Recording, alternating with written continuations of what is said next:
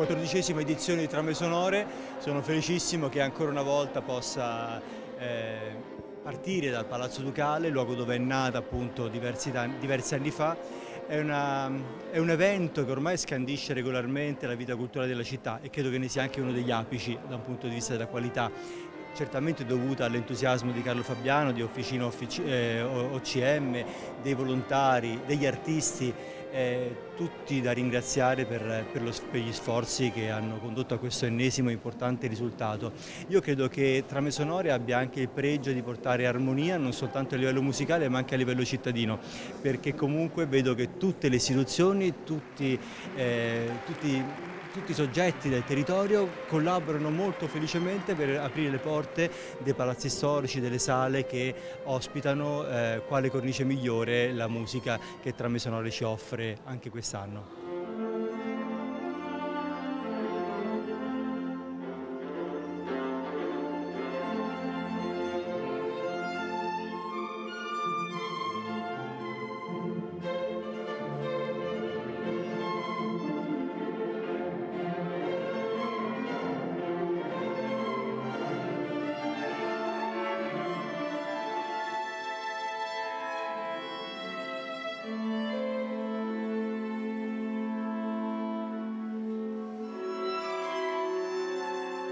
Una manifestazione straordinaria che Mantova ha l'onore di ospitare e che è legata in modo inscindibile ai luoghi, alla cultura e alla storia di questa città.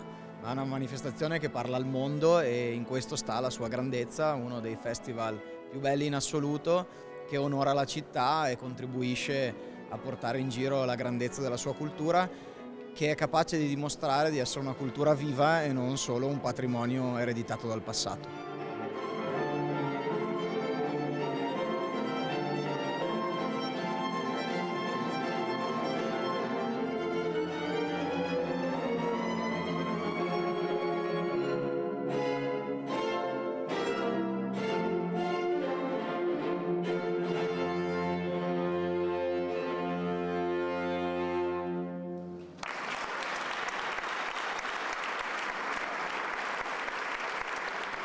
Quattordicesima edizione, ormai Trame Sonore è stato assolutamente accolto, è entrato un po' nel DNA, nelle abitudini, non solo dei mantovani, ma di tutto l'ambiente musicale e culturale internazionale. Siamo profondamente onorati di questa cosa e vogliamo continuare ad offrire il nostro servizio per la musica e per una prospettiva diversa sui luoghi. I luoghi ci parlano, i luoghi con il loro suono sono una sorta di macchina del tempo che ci riporta nel passato, che ci fa rivivere il presente con un occhio e con un ascolto completamente diverso. Dobbiamo approfittare di questa grande opportunità che ci sarà a Mantova in questi 5 giorni.